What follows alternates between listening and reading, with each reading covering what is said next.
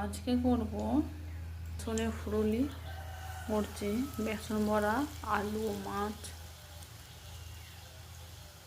তরকারি হবে। হাঁড়িতে পেঁয়াজ দিয়েছি, কষে দিয়েছি। মাছ দিয়ে আলু দিয়ে বেসন বড়াতে রান্না হবে। হলুদ দিচ্ছি, ধনে গুঁড়ো, জিরে গুঁড়ো, একটু পানি দিয়ে দিচ্ছি, নেড়ে নেবো ভালোভাবে। পেঁয়াজটা মশলা কষানো হয়ে গেছে, কেটে রাখা আলু দিয়ে দেবো,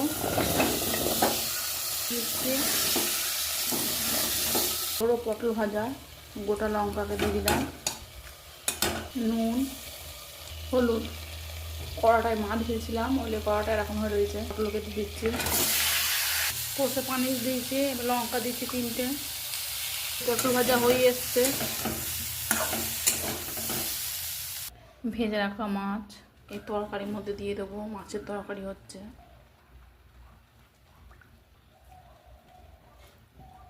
এই ধরে রেখে দিচ্ছে।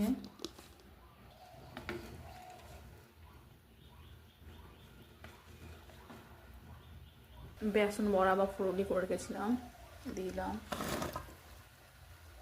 এদিকে পটল ভাজা রেডি হয়ে গেছে। এতে যদি আচার দেওয়া হয় খেতে আরও দারুণ হয়। এই তরকারিটা খেতে ভালো হয়, আচার দিলে আরও দারুণ হয় খেতে, টক টক দারুণ লাগে। আচার দেবো না,